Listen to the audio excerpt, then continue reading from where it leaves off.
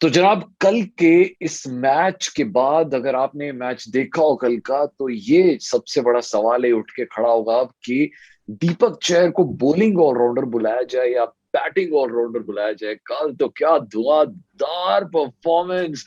मैं हूं राहुल मागे, मेरे साथ है Shikhar Varshney and welcome to yet another episode of Cricbaazi. Fitbaazi. I think hmm. I think Shikhar, ये जो आज का एपिसोड है, हम्म।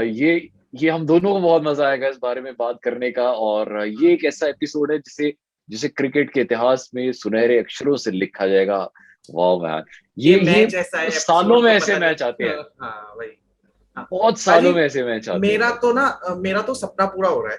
ठीक है, क्योंकि पहले मैं देखता था कि इंडियन बॉलिंग काम नहीं कर पाती थी। ठीक है, अपने हम्म, पास बॉलर्स नहीं थे। फिर मैं हम्म, देखता था कि अपने टैलेंटर्स मैच नहीं जिता पा रहे थे। हम्म, ठीक है, उसके बाद अपनी टीम में भी कोई बहुत खतरनाक बैट्समैन नहीं थे जो कहीं से भी मैच जिता के ले जाए।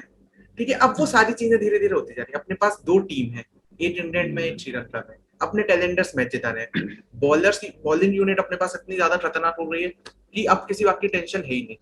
बस वो ये कि एक आध जो आईसीसी के ऊपर नीचे मैच हो जाते हैं हमारे साथ, ठीक है, उसमें हम मात खा आई जाते हैं, थिंक वरना हम ना लंबी रेस के घोड़े, हम ये मतलब माइलस्टोन्स नहीं देखते कि हमने वर्ल्ड कप जीता कि नहीं जीता, चैंपियंस ट्रॉफी जीती कि नहीं जीती, आईसीसी हम्म। के इवेंट्स इतने मायने नहीं रखते। व्हाट मैटर्स मोस्ट इज जो छोटी छोटी खुशियां है ना।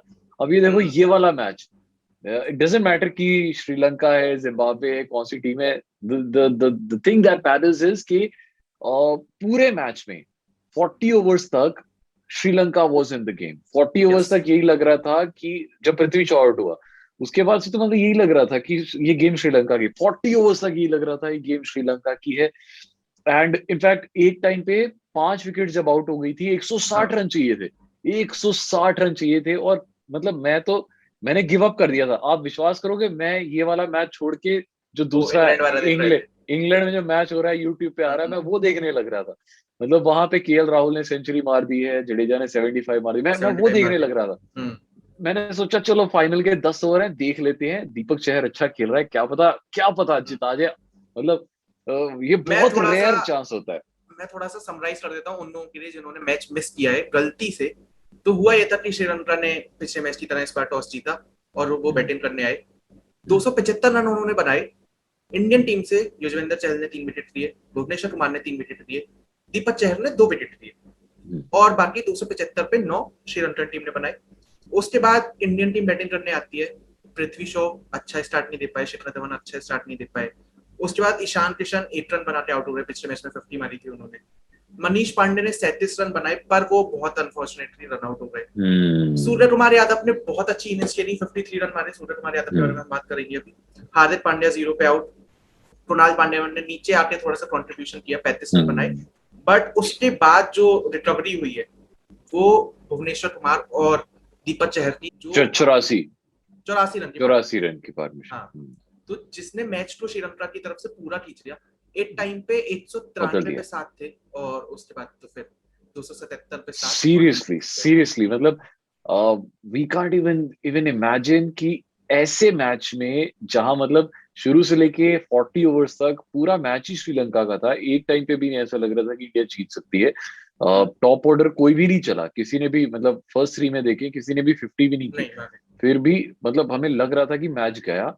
और चलो, मैं ये बात भी खुश था, 1-1 से बराबर हो जाएगा, तीसरा मैच देखने में और तीसरा मजा मैच आएगा। इंटरेस्टिंग हुआ। हाँ। But the way Deepak Chahar has pulled it out, amazing, amazing. I mean, मैं क्या तारीफ करूं यार उस बंदे की। 69 और 2 विकेट्स भी ली। तो वही मैं कह रहा हूँ कि इसे बैटिंग ऑलराउंडर बुलाया जाए या आप बॉलिंग ऑलराउंडर बुलाया जाए। आपने सोशल मीडिया पे वो इमेज देखी थी कि जो टीम इंग्लैंड में बैठी हुई है वो ये वाला मैच देख हाँ, रही है। हाँ। हाँ। रोहित ठीक शर्मा देख रहा था, है, रोहित सिराज शर्मा। बैठा हुआ था, हाँ। और अक्षर पटेल खड़ा हुआ था। सारे बड़े इंटरेस्टिंग हाँ। तरीके से मैच देख रहे हैं। हम्म। और विराट कोहली ने अभी ट्वीट भी किया कल। रिट्राइट एंड ट्वीट है। ठीक है, यस। वो मैं पढ़ के सुना देता हूँ आप लोगों को। विराट कोहली का ट्वीट है: great win by the boys from a tough situation to pull it off was an amazing effort. Great to watch, well done DC, DC equals to Deepak Chahar and Surya, tremendous knocks under pressure. और फिर एक India rough flat. तो विराट कोहली ने भी मतलब कप्तान साहब वहां से बैठ के भी पिक कर रहे हैं कि किसको रखना है किसको छोड़ना है। सीरियसली, अब बहुत बड़ी प्रॉब्लम होने वाली है कि भाई किसको छोड़े। दीपक चहर अब बॉलिंग से भी अच्छा कंट्रीब्यूट कर रहे हैं, बैटिंग इतनी अच्छी कर रहे हैं। वहां पे देखे तो अब इंग्लैंड में KL Rahul is not the first choice, hmm. But उनके पास शुभमन गिल है, उनके पास रोहित ऑलरेडी सेट है कि भाई हाँ, इन दोनों ने ओपनिंग करनी है। पर और अब केएल केएल राहुल ने सेंचुरी राहुल मार दी है। सेंचुरी मार के रिटायर्ड आउट हुआ है, वो भी आउट हम्म नहीं हुआ था, उसे रिटायर्ड आउट अपने आप चला गया कि भाई बाकियों को भी मौका दे दिया, हम्म। वार्म अप गेम है।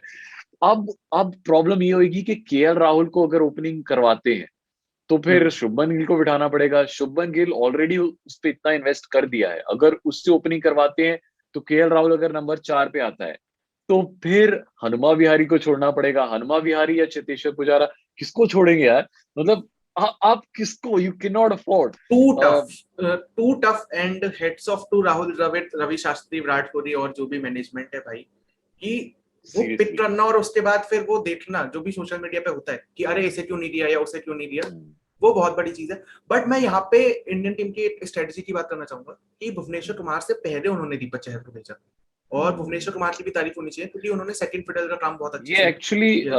आई थिंक ये राहुल द्रविड़ का डिसीजन था, बिकॉज ये मैच प्रेजेंटेशन में इसने बताया, दीपक चहर ने, कि राहुल द्रविड़ ने उसे पहले ही बोला था कि तू नंबर 7 का मटेरियल है और हम्म तुझे नंबर 7 पे ही भेजा जाएगा, बिकॉज उसने रांची में क्लास ए जो क्रिकेट होती है उसमें वो दीपक चहर जो है वो राजस्थान का कैप्टन है।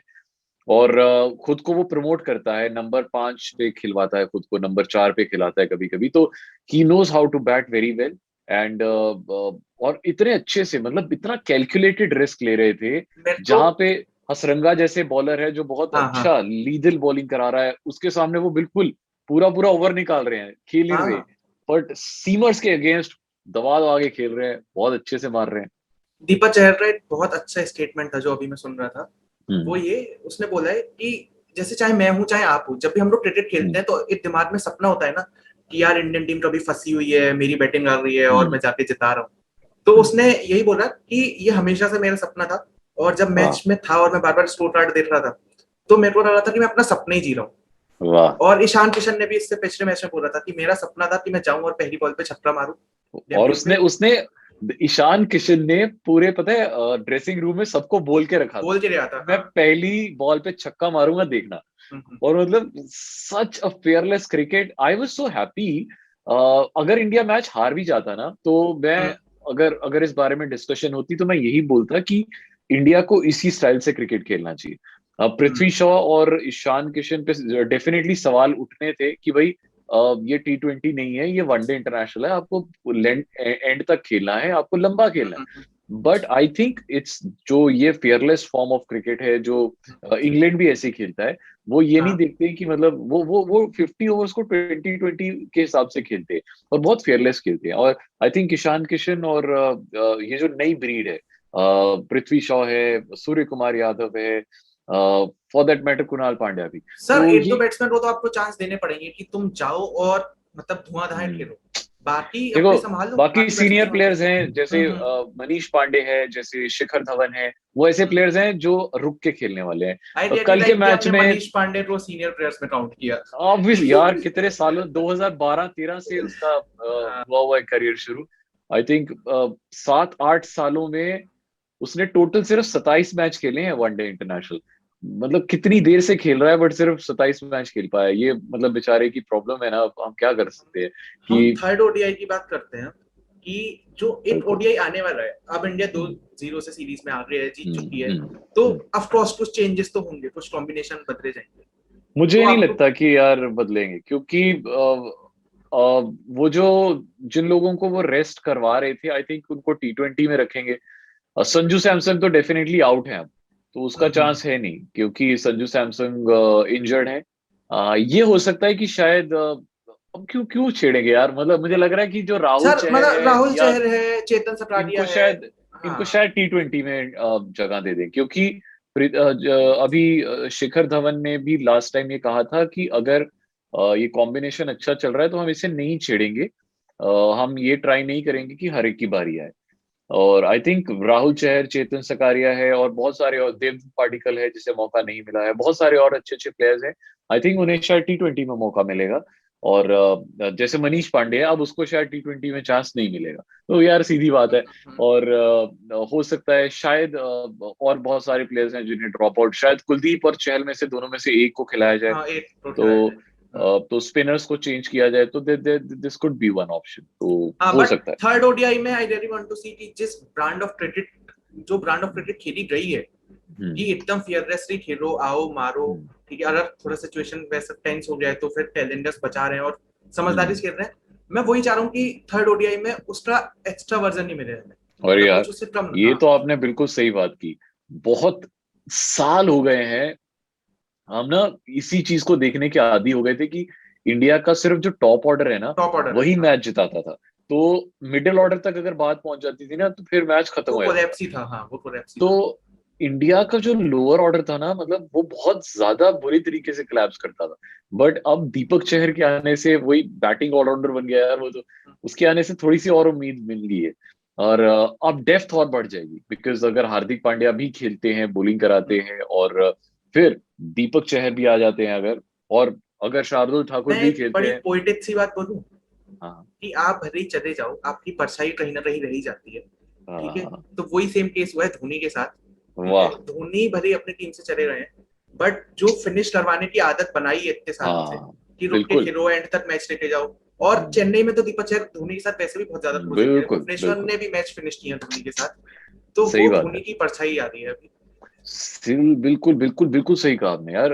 मतलब धोनी स्कूल ऑफ क्रिकेट है ये, कि मैच को ना, चाहे T20 मैच हो, चाहे वनडे इंटरनेशनल हो, मैच को लास्ट बॉल तक लेके जाना है।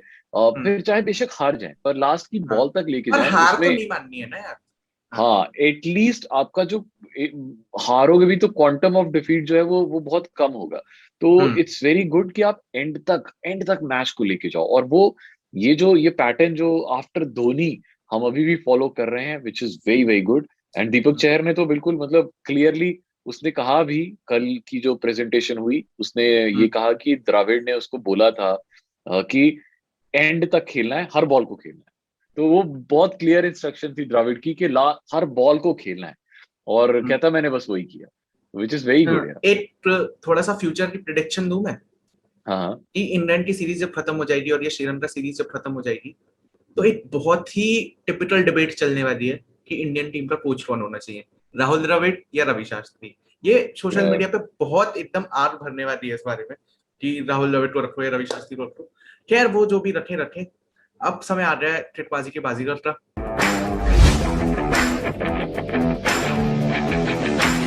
जो आज का क्रिकबाजी का बाजीगर का ये सवाल है, ये ऑलरेडी हम्म। इसका हिंट जो है वो हमारे शिखर भाई ऑलरेडी दे चुके हैं।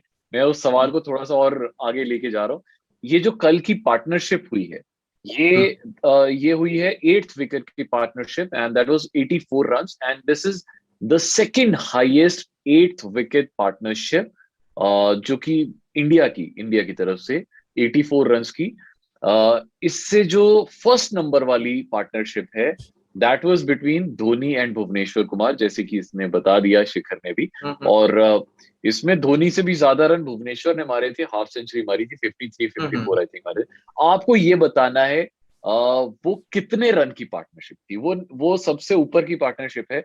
और नंबर 2 पे ये कल वाली पार्टनरशिप थी 84 रन वाली। तो हम्म। नंबर 1 वाली पार्टनरशिप कितने रन की है, ये आपको बताना है। आठवें टेस्ट के लिए सबसे ज्यादा पार्टनरशिप कितने रन की हुई हाँ, है और इंडियन वो टीम भी की तरफ अगेंस्ट से। श्रीलंका ही हुई थी हाँ, वो भी अगेंस्ट श्रीलंका हुई 2017 थी। में।